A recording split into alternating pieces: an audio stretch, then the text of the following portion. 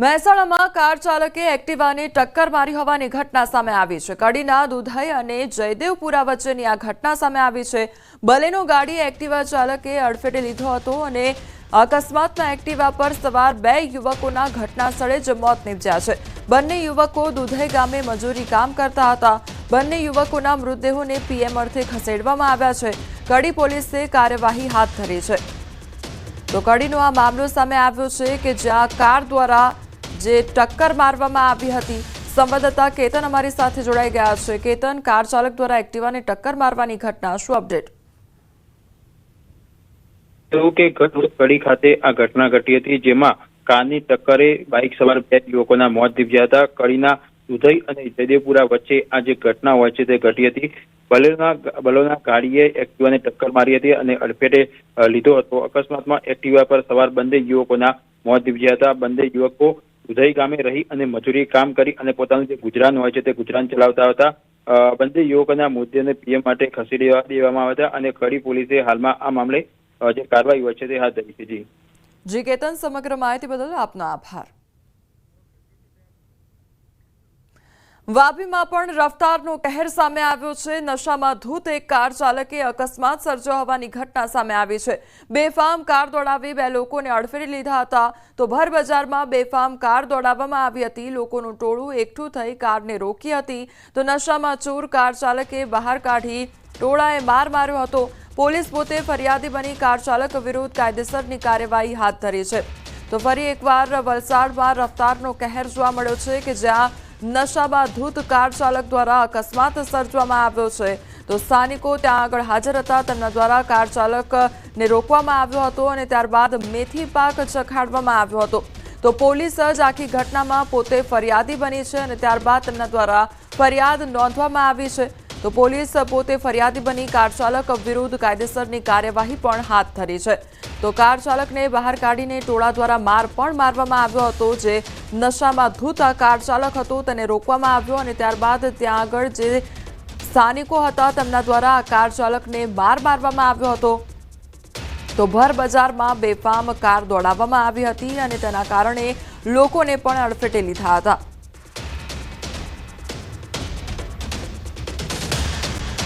વડોદરાના જાંબુઆ બ્રિજ નીચે અકસ્માત સર્જાયો હોવાની ઘટના સામે આવી છે। ત્યારે રોડ પર પડેલા મોટા ખાડાના કારણે અકસ્માત સર્જાયો હતો। બાઇક સવાર દંપતીને અકસ્માત નડ્યો। નેશનલ હાઈવેથી વડોદરામાં પ્રવેશતા રોડ પરની આ ઘટના સામે આવી છે। અકસ્માતમાં બાઇક ચાલકને ગંભીર ઈજા પણ પહોંચી છે। સારવાર માટે હોસ્પિટલ લઈ જવામાં આવ્યા તો ઘટનાના સીસીટીવી ફૂટેજ પણ સામે આવ્યા છે। તો રોડ પર જે ખાડા પડી રહ્યા છે તેના કારણે પણ લોકો હવે અકસ્માતનો ભોગ બની રહ્યા છે। તે અંગેના સીસીટીવી ફૂટેજ પણ સામે આવ્યા છે। જાંબુઆ બ્રિજ નીચે અકસ્માત સર્જાયો હોવાની ઘટના સામે આવી છે, જ્યાં રોડ પર પડેલો જે મોટો ખાડો હતો તેના કારણે આ અકસ્માત સર્જાયો। બાઇક સવાર દંપતીને અકસ્માત નડ્યો હતો અને આખી ઘટના સીસીટીવી કેમેરામાં કેદ થઈ છે। તો જે અકસ્માતની ઘટના સર્જાઈ તેમાં જે વ્યક્તિ છે તે ગંભીર ઇજાગ્રસ્ત થયા છે। તેમને સારવાર અર્થે હોસ્પિટલ અર્થે ખસેડવામાં આવ્યા છે। તો ઘટનાના સીસીટીવી ફૂટેજ પણ સામે આવ્યા છે। તો વડોદરાની આ ઘટના સામે આવી છે કે જ્યાં રોડ રસ્તા પર એક તરફ ખાડા જોવા મળી રહ્યા છે અને તે ખાડાને કારણે લોકોનો અકસ્માત સર્જાઈ રહ્યો છે। લોકોના જીવ સાથે જાણે ચેડા થઈ રહ્યા હોય તે પ્રકારની પરિસ્થિતિનું નિર્માણ થયું છે, કારણ કે તંત્રના પાપે લોકોને સહન કરવાનો વારો આવ્યો છે। રોડ રસ્તાનું યોગ્ય સમારકામ નથી થતું અને તેના કારણે લોકોના જીવ જોખમમાં મુકાઈ રહ્યા છે।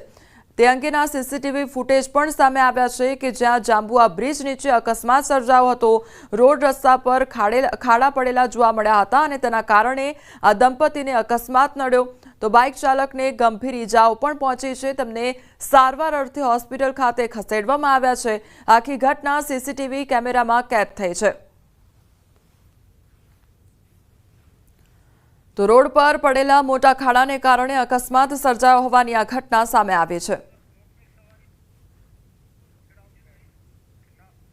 તહેવારો વચ્ચે ખાનગી બસ ચાલકો બેફામ બની રહ્યા છે। ત્યારે સુરતમાં મુસાફરોને બસ ઉપર બેસાડી જોખમી સવારી કરાવવામાં આવી છે। પૈસાની લાલચમાં ખાનગી ટ્રાવેલ્સ ચાલકોને જીવના જોખમે સવારી કરતા જોવા મળ્યા છે। ત્યારે વતનમાં જતા મુસાફરોને બસ ઉપર બેસાડી જતા વિડીયો વાયરલ થયો છે। વાયરલ વિડીયો માંગરોળના કિમ 4 રસ્તા વિસ્તારનો હોવાનું સામે આવ્યું છે। બેલગામ ખાનગી બસ ચાલકો સામે કડક કાર્યવાહી થવી ખૂબ જરૂરી છે। કોઈ મોટો અકસ્માત સર્જાય તો જવાબદાર કોણ, તેને લઈને પણ અનેક સવાલ ઉદ્ભવી રહ્યા છે। ત્યારે સુરતનો આ વિડીયો સામે આવ્યો છે કે જ્યાં ખાનગી બસ ચાલક દ્વારા જે કેપેસિટી કરતાં પણ વધુ મુસાફરો લઈ જવામાં આવી રહ્યા છે। સંવાદદાતા કેતન અમારી સાથે જોડાઈ ગયા છે। કેતન, અહીંયા જે પણ બસ છે, ખાનગી બસ ચાલકો છે, તેમના દ્વારા વધુ મુસાફરો લઈ જવામાં આવતા હોય છે અને તે અંગેનો વિડીયો પણ સામે આવ્યો છે। કયા પ્રકારની અહીંયા કાર્યવાહી થતી હોય છે? ચોક્કસથી વાત કરું તો જે સુરત અમદાવાદ જે નેશનલ હાઈવે નંબર 48 ઉપર જે સૌરાષ્ટ્ર તરફ જતી અને દાહોદ તરફ જતી લક્ઝરી બસોના સંચાલકો રૂપિયા કમાવાની લયમાં બેફામ મુસાફરોને છત ઉપર બેસાડીને લઈ જતો એક વિડીયો સોશિયલ મીડિયામાં વાયરલ થવા પામ્યો હતો। પરંતુ આવી કોઈ આ રીતે મુસાફરો ખીચોખીચ ઉપર બેસાડીને જતા હોય છે, એવા સમય દરમિયાન જો અકસ્માત થાય તો પરિસ્થિતિ શું થાય એ આ દ્રશ્ય કંઈ કહી જાય છે। તદુપરાંત ખાસ કરીને જે જિલ્લાની અંદર આવેલા આરટીઓ ઓફિસરોની રહેમ નજર ચાલતો હોય એવું ચોક્કસપણે દ્રશ્ય કંઈ કહી જાય છે અને આજે લક્ઝરી બસના સંચાલકોની ઉઘાડી લૂંટ પણ સામે આવવા પામી છે। જી કેતન, સમગ્ર માહિતી બદલ આપનો આભાર।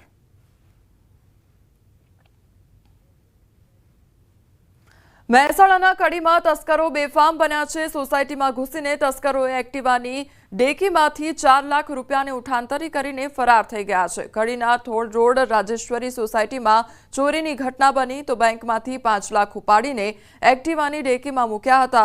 આ દરમિયાન બંને ચોર યુવકનો પીછો કરીને તેની સોસાયટી સુધી પહોંચ્યા હતા અને ઘરે પાર્ક કરેલા એક્ટિવાની ડેકીને નિશાન બનાવીને 2 ચોર 4 લાખ ઉઠાવી ગયા।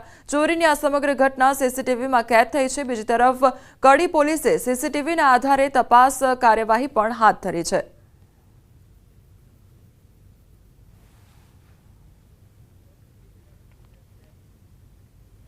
ભાવનગરમાં દારૂ પીવાના રૂપિયા ન આપતા હત્યા કરવાનો મામલો સામે આવ્યો છે અને કરચલિયાપરા વિસ્તારમાં રહેતા વૃદ્ધની હત્યાનો મામલો સામે આવ્યો છે।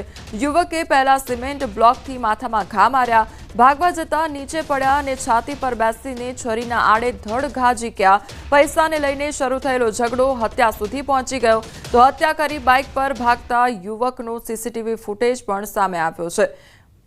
તો પૈસા ન આપતા પહેલા ઝઘડો થયો હતો અને ત્યારબાદ તેણે હત્યાનું સ્વરૂપ ધારણ કરી લીધું હતું। ત્યારબાદ હત્યા નિપજાવીને આ જે યુવક છે ત્યાંથી ફરાર થઈ ગયો હતો। તે અંગેના સીસીટીવી ફૂટેજ પણ સામે આવ્યા છે। જેમાં છગનભાઈ ગોહિલ પોતાની સાયકલ લઈ અને સવારે 9 વાગે જતા હતા।